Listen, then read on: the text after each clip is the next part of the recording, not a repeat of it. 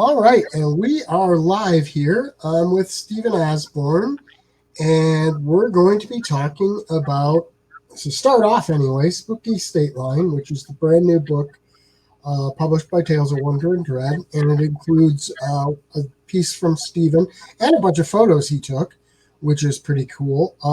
In fact, one of the photos, I don't know if you can see it on the cover, that one, the White House right there, control pointing to it, that one is one he took. Um, so, Stephen, why don't you talk to us about that article for starters? Okay, well, actually, when I first moved to Illinois, I'd already done a book on ghosts of northern Indiana. So I was like, oh, well, I'll do one on northern Illinois now that I live here. And one of the first places somebody suggested checking out was um, Willow Creek Farm. And actually, I met the owner of Willow Creek Farm at the Roadhouse at another event that I was covering. And we talked and arranged a time to come. And it turned out that a one of those ghost hunting groups was doing they were staying the weekend at weekend at Willow Creek Farm. And he said, why don't you just join them? So I was like, oh, sure, that sounds good. So I did. It was really, really nice. Um, and it was just a crazy weekend. It was a lot of fun. Things started happening almost immediately, which is always an interesting thing. Um, it was there were maybe 5, 6 people in the group, so it wasn't a huge group. It's not a really huge house, so that's a good thing. You don't want to be too crowded. And we were all we the idea was we were all going to go out to eat. They were going to set up their cameras and equipment beforehand and have it running while we were gone, see if they picked up anything. So they set up everything. We're all gathered around the dining room table. It's winter, so we're putting on our coats. And all of a sudden, in front of me, the dining room chair just flops over toward me, just goes boom. Uh, Everyone sort of looked at me, and I was like, well, I didn't do it. I'm not standing close enough. So we checked the chair and everything. Could not figure out any reason why it should fall over like that. And that was the start of things. Almost every time I've been back, and I've been back many times, something's always happened. That's a level of consistency you don't often get at places like that. No, there have been a few times when nothing really happened, and you can't help but be disappointed because it's like, why tonight? Every other night you did something. Maybe they were bored with you. Could be. They got a little tired of me. So I haven't been back for a while. Yeah. Now, can you tell folks where it's at and whether it's how they would arrange going there and checking it out? Well, I know that Al, the owner, I don't think he doesn't let many groups in anymore. I think he's had some bad experiences. Um, People stirring things up that probably shouldn't be stirred up. So he's very wary about who he lets visit now. Um, but I think the actual address is Shannon, Illinois, but it's kind of outside Polo. It's very rural. It's hard to find. Um, but yeah, it's Al's a pretty nice guy, and if you get on his good side and he lets you come visit, it's likely something will happen. I can say that. And, Um, and you know what? The thing I always like to say, anybody going to any of these places, you always need to be respectful of somebody else's property. You yeah, know what I mean? And be careful what you do, and don't be a jerk, because like it sounds like some of the jerks have ruined it for some people now. You mhm. know. I've I've taken taken some friends with me before, and Al's always been very, he's always written me afterwards saying, your friends are very nice. I took my nephews the last time, and he was really impressed with them. And that was an interesting night because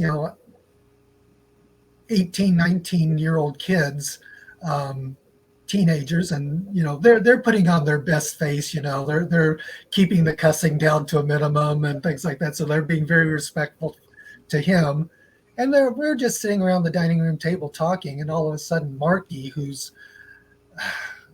he's kind of he's a bit of a thug. We'll say that he's kind of a street kid. He thinks he's very tough and everything. We're saying that all of a sudden the door behind him just sort of creaks open, very, very horror movie like, with the groaning sounds and everything. He jumped out of his chair and was ready to bolt. And I was like, Marky, where do you think you're going? I've got the car keys. You're stuck here. But it was funny. He's like, hey, I've got my legs. I can run. Yeah. And he was ready to. He was so ready to bolt. That's funny. Yeah, I know you've recounted at least a couple visits in your story there. So is there a way for people to get in touch with the gentleman who owns it? He does have a website, and you can contact him through his website. I don't know the name of it offhand. I'm pretty sure it's hauntedwillowcreekfarm.com or .org or something, but I'm pretty sure that's it. Okay. Let me see if I can get to the pages. Here's some more pictures if I can get them lined up here that Stephen took of the place. I have trouble lining up on here, but yeah, it looks pretty interesting.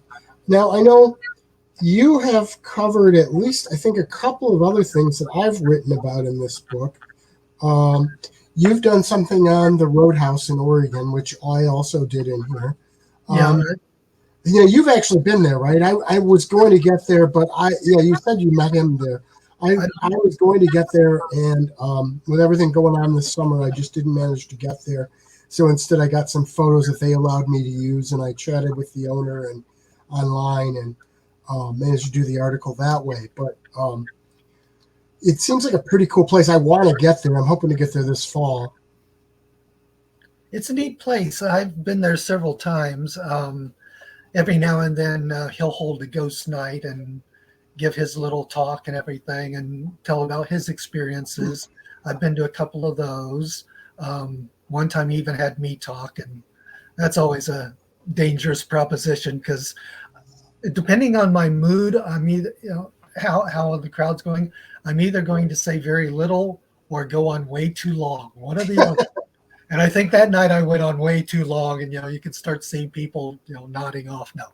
And that night, Jenna, I don't think I've ever had anything happen to me there other than that night. No, I have had two things happen to me there. I forgot the one. But that night I actually felt a cold breeze go right through me. Oh, wow. And somebody told me that most likely it was one of the spirits walking through me. I don't know if that's true, but it was like a gust of wind, and I felt it. I could feel it in my bones as it passed. And it was just that. It was just a passing. It just went boom. And then nothing, but it was very cold, just very sudden. So that was one thing that happened to me. Another time, it was another ghost night, and he had a couple of employees there as well, and everyone was chatting and everything, and it was after all the speeches and everything, everyone giving their little talks, and we were just walking around, and I was thinking about leaving, so I walked. They have a little cloakroom area where my coat was, and I was going to just grab that and go out, and then I was like, no, I'll stay a little bit longer. So since I was already walking that way, I walked into the dining room and just checked things out there, walked back, and one of the waitresses, one of his employees, said, "Well, what about the guy that was walking behind you.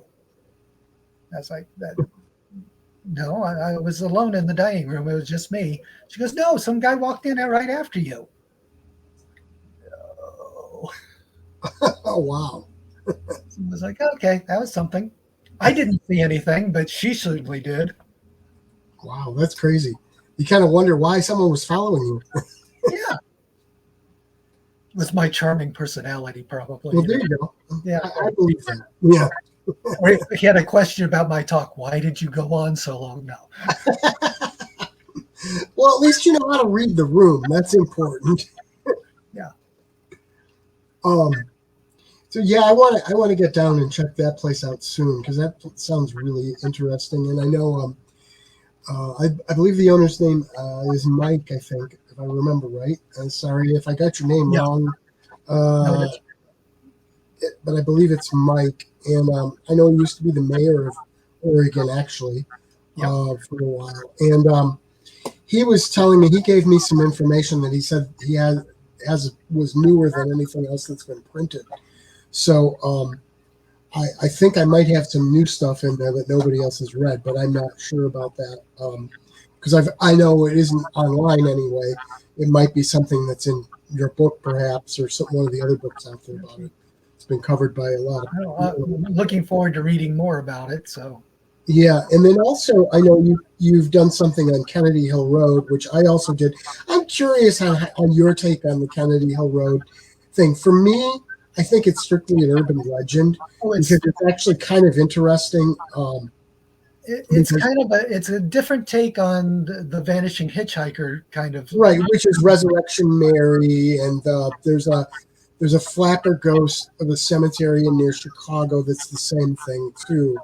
And what I found interesting is if you look at all the news articles from it, they act like the person who was killed died in like 1979 or 80.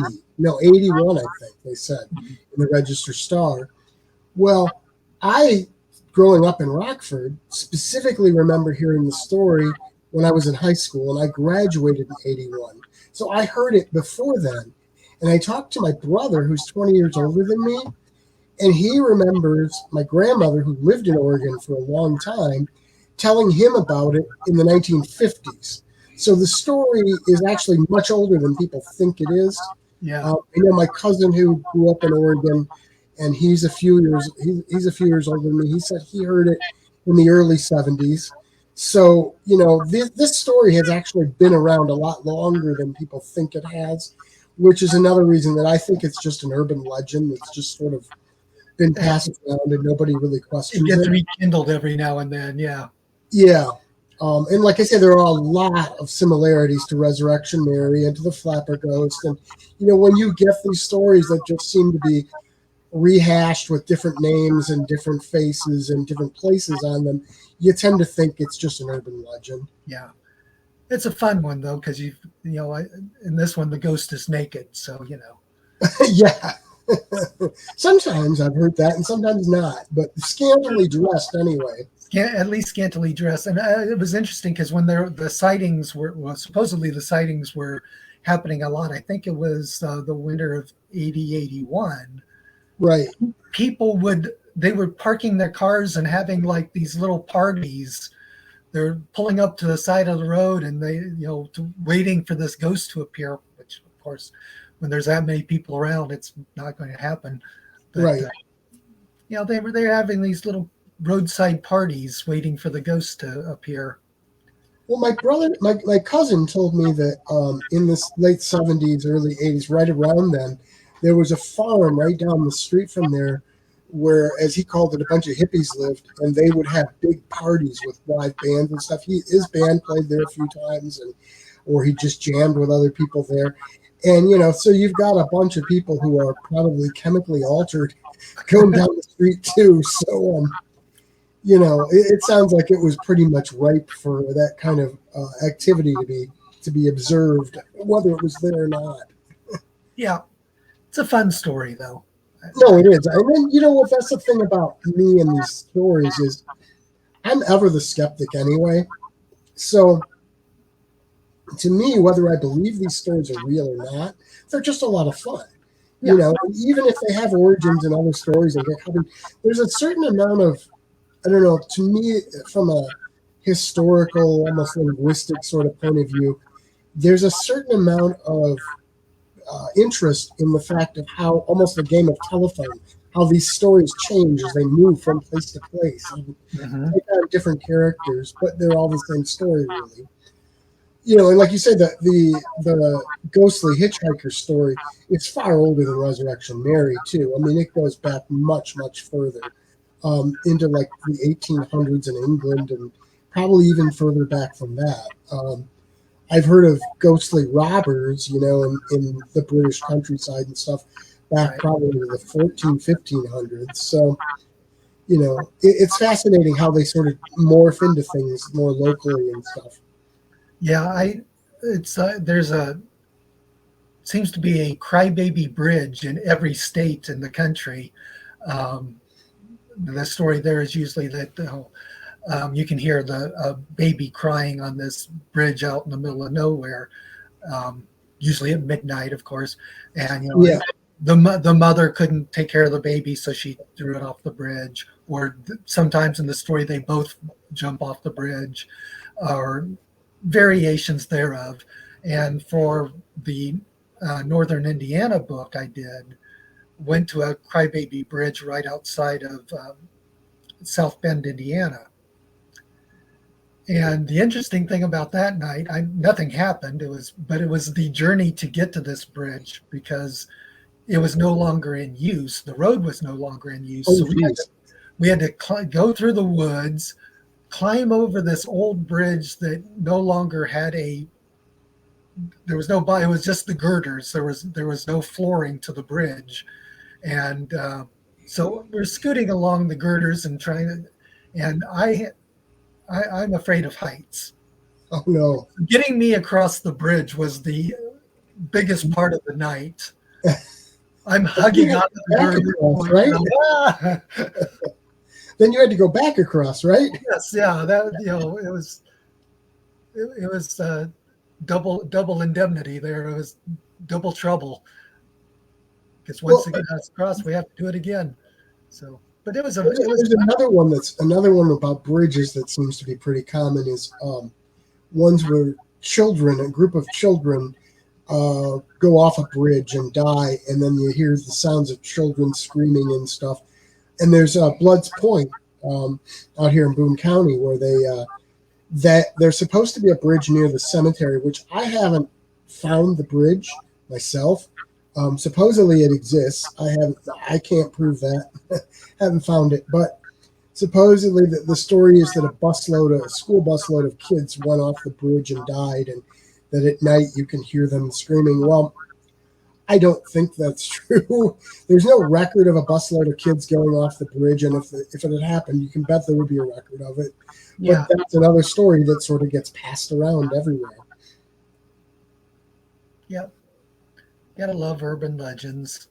Oh yeah, they're fun, and you know they take on a life of their own, and that's like there's another one in Spooky Stateline that I covered, which I just recently came across, which is where there's supposedly a witch baby in a cemetery in Rockton, Illinois.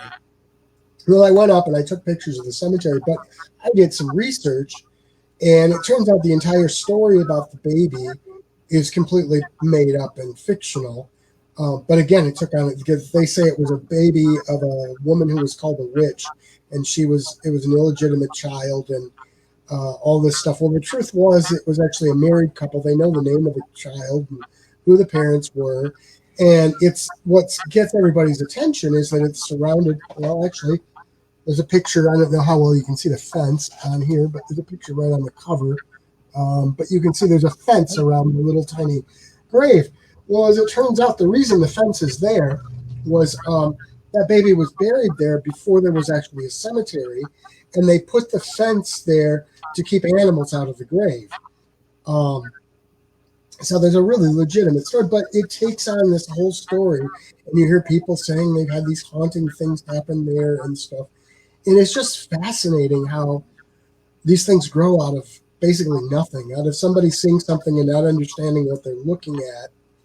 and then it just grows as more and more people tell it. Yeah. Well, there's something about stories that we as a species just love. Everyone loves stories, Yeah, and and ghost stories especially. I mean, there's every culture in the world has their own version of ghost stories.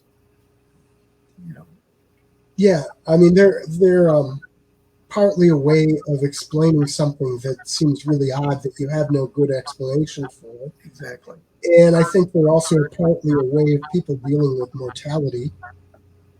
Um, you'd like to know that there's something afterwards, and if there are ghosts, then there is something afterwards. You know. Yeah, But yeah, I think some of those ghost stories might well be some of the earliest stories that mankind ever told, really. exactly. Yeah. Which is why I mean I think that's one of the attractions to ghost stories and paranormal stuff. I mean, I've always just liked creepy stuff because I grew up with Dark Shadows and I grew up with monster movies on late at night, and I love that stuff. Oh yeah, But me too. another of the attractions is just the fact that it is such a human thing and it's so tied to our culture. The whole idea of spooky stories. It's something that's been with us probably forever. You know, and there's just something sort of humanizing about it, I guess, in a way, and connecting us to the past. Yep, I totally agree. Well, why don't you talk a little more about your books that you've done in that vein? You've mentioned both of them, but why don't you talk a little about them? Um, hmm. Sorry, Well, got you on the spot here. yeah, well, yeah, that's fine.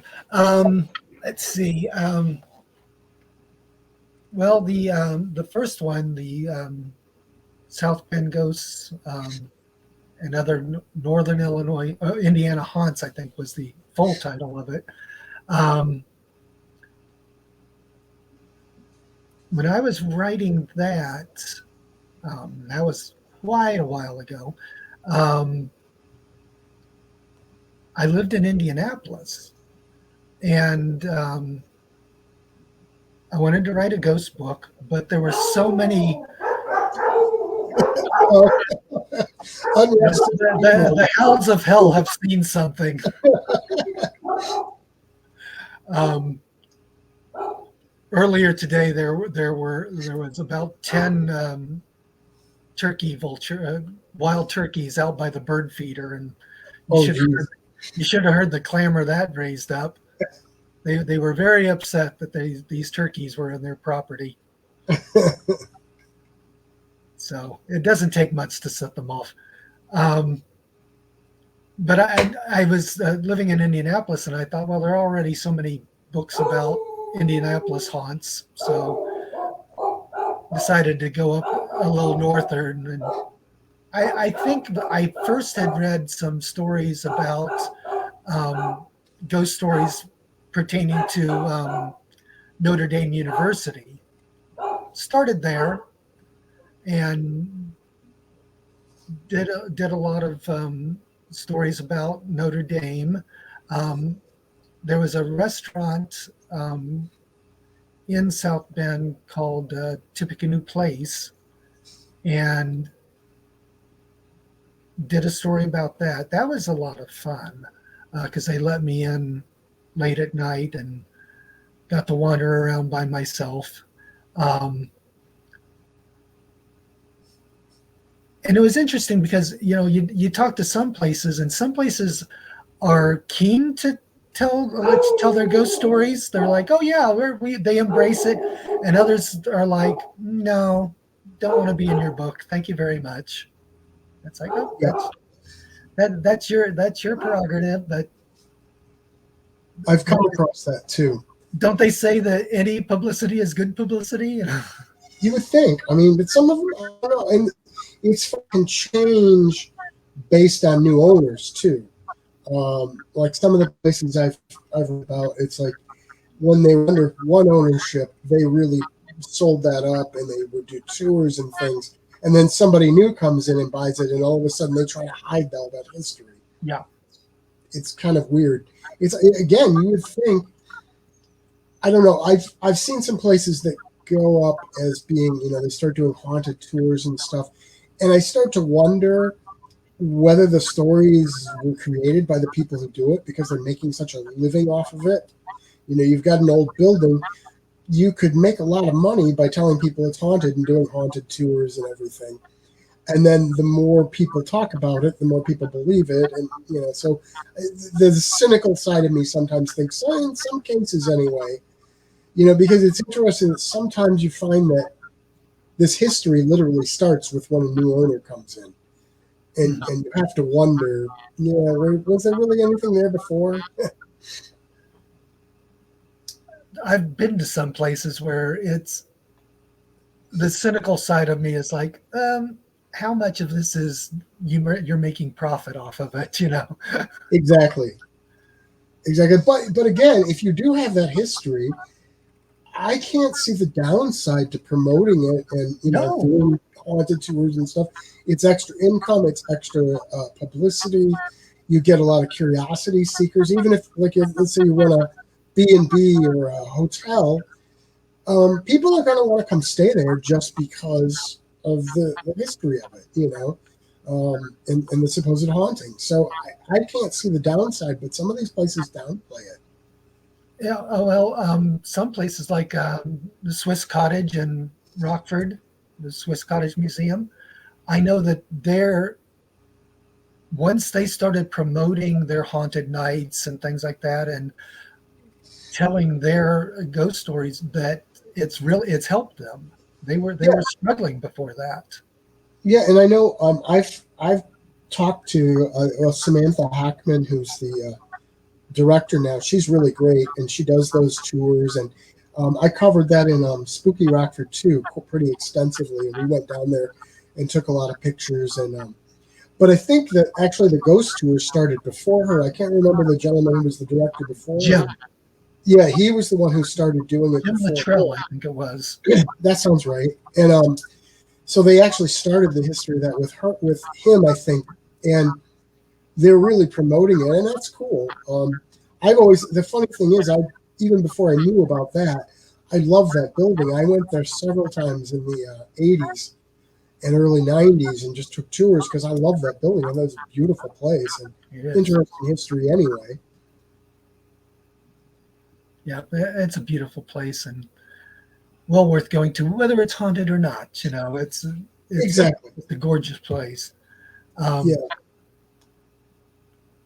We actually, in fact, I was on a tour and Jim was giving the tour one time there.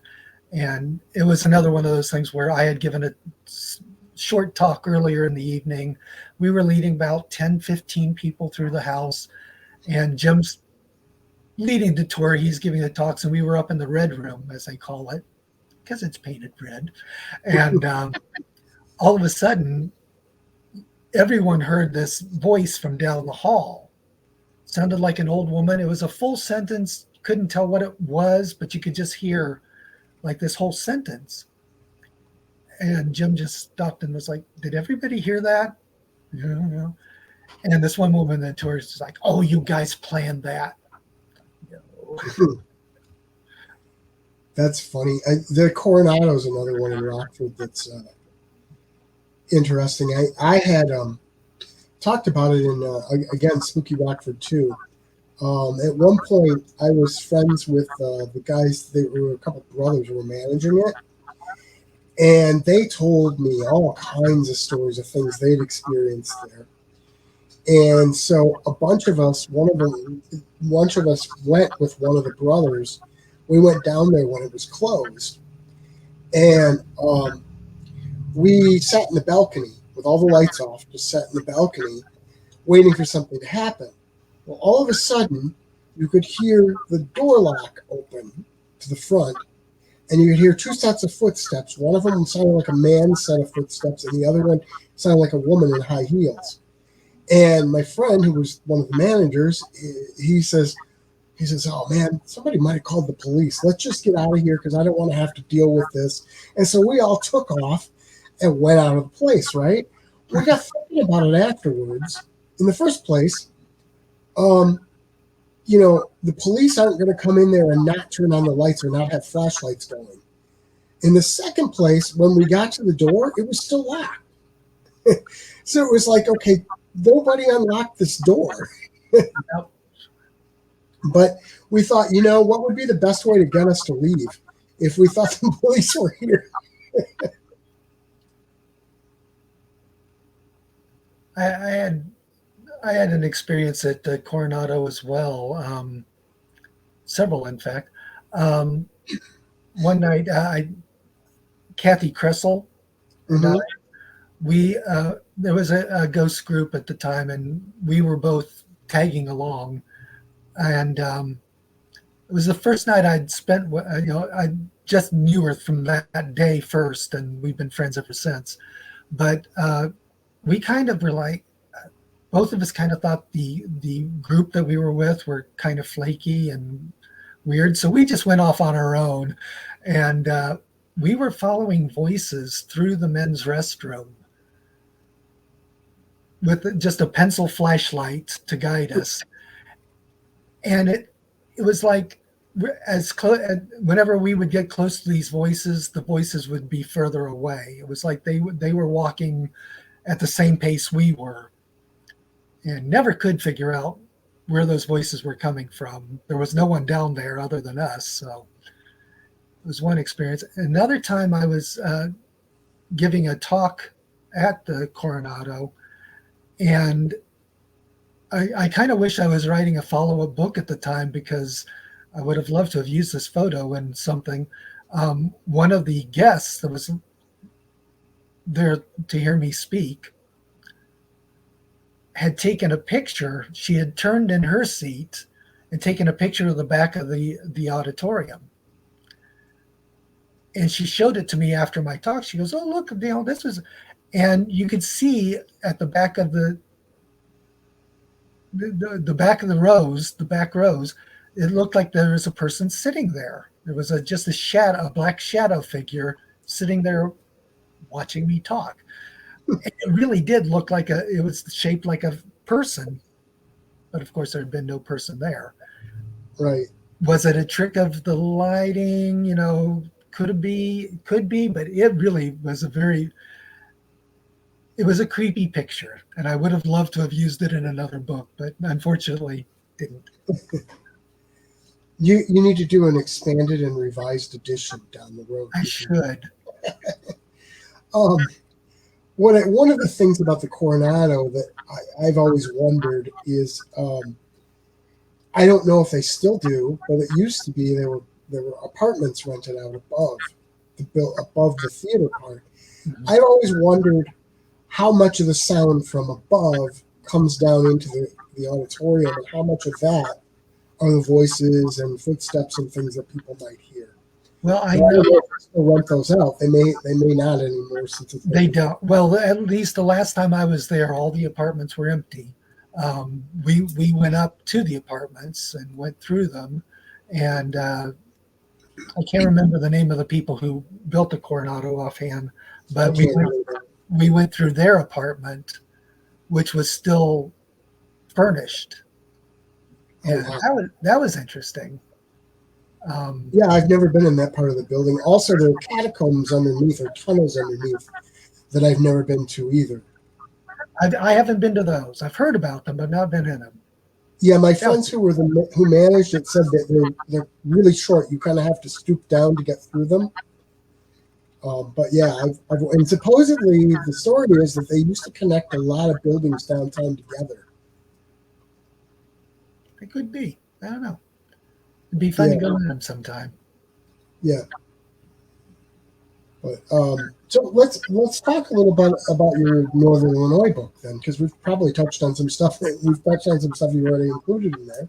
So why don't you talk about that one a little? Well, yeah, I think I did 2 chapters in that on Willow Creek Farm, and so much more has happened to me since then. I should probably do a follow-up just on that.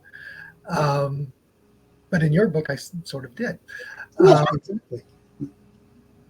We did the Coronado in there. Did the Roadhouse, and then some just. And I kind of like these almost more.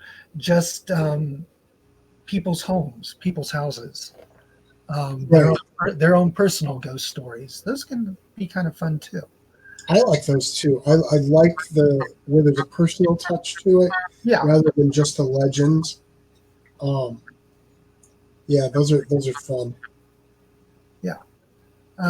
Had some nice EVPs at one lady's house. That was interesting. But I, I should probably think about doing another book like that sometime because they're really fun to write. Yeah. Just to do all the research and everything. And in fact, doing the historical research is the most fun part of it. Finding Yeah, out you learn so much. finding the It's history behind the stories. yes, and if you're like me, you wind up finding so much information that it's like some of it you never really put in there because it's sort of just a tiny little thing. You find it interesting, but it's just something small. And if you put everything in there, you do a whole book on it, And it's like I don't want to do a whole book on one thing. Right. It's kind of interesting, and then sometimes you go on these funny little rabbit holes too. When you do those, because it sends you off into something else. It's like, whoa, what? I didn't know about that. Yeah. Yeah. Finding the history is interesting. Um, right now I'm working on fiction, so Yeah, and let's talk about some of your fiction. You've done a lot of fiction, and I'm curious what you're writing now.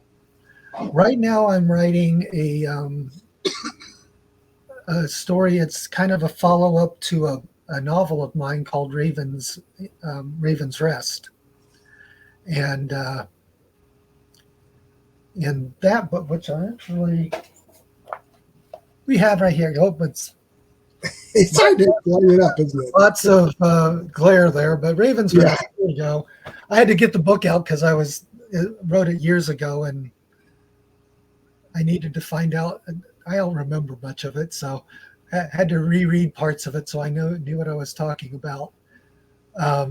But the new story takes place years later, new owner, and it's a haunted inn. The original owners had it as a Edgar Allan Poe themed bed and breakfast, It's Raven's Rest, yeah. Raven's Rest, and all the rooms were named. Like there was, the Raven Suite and the Black Cat Room. They were all named after Poe stories. And now we have a new owner, new ghosts, new things happening. So I'm writing the first story on that right now, and almost done with it. And really, I'm enjoying writing it, which is always fun. Oh yeah. When it's not a chore, when you can't wait to get back to it, that's when it's fun. Yeah.